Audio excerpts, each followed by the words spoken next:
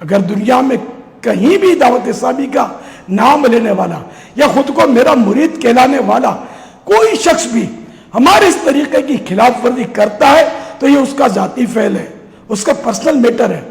نحمدہ ونصلی ونسلم علی خاتم النبیین، اللہ رب العزت کے فضل و کرم اور اس کے پیارے پیارے سب سے آخری نبی محمد عربی صلی اللہ علیہ وآلہ وسلم کے لطف و عنایت سے دعوت اسلامی تبلیغ قرآن و سنت کی عالمگیر غیر سیاسی پرامن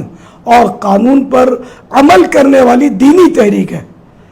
اور دعوت اسلامی کی پچھلی 40 سالہ تاریخ 1981 تا 2022 میرے تمام کے تمام بیانات، تحریرات اور میرا عمل اس بات کے گواہ ہیں کہ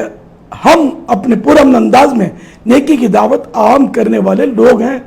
اور الحمدللہ دوسروں پر ظلم و تشدد کرنے والے یا کسی کو اس پر اکسانے والے لوگ نہیں، بلکہ میں تو اس بات کی تعلیم دیتا آیا ہوں کہ اگر خدا نہ خواستہ مجھ پر بھی کوئی ظلم و زیادتی ہو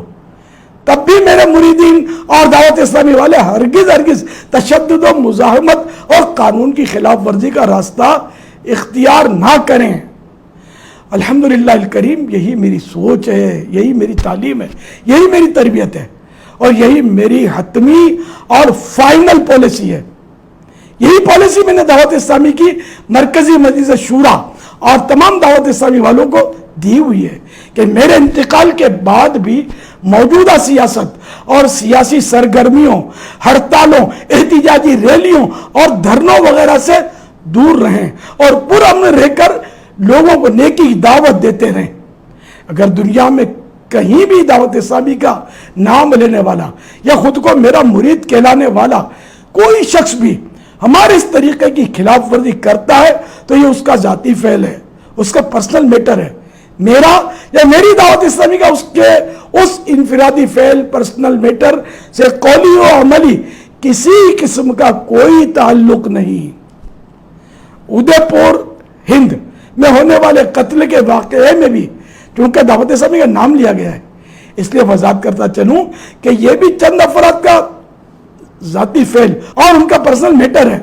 جس کا دعوت اسلامی سے، مجھ سے اور میری ترغیب و تربیت سے کوئی تعلق نہیں۔ اللہ کرم ایسا کرے تجھ پہ جہاں میں، اے دعوت اسلامی تیری دھوم مچی ہو، آمین بجائے خاتم النبیین صلی اللہ تعالی علیہ وآلہ وسلم۔ صلو علی الحبیب صلی اللہ علی محمد۔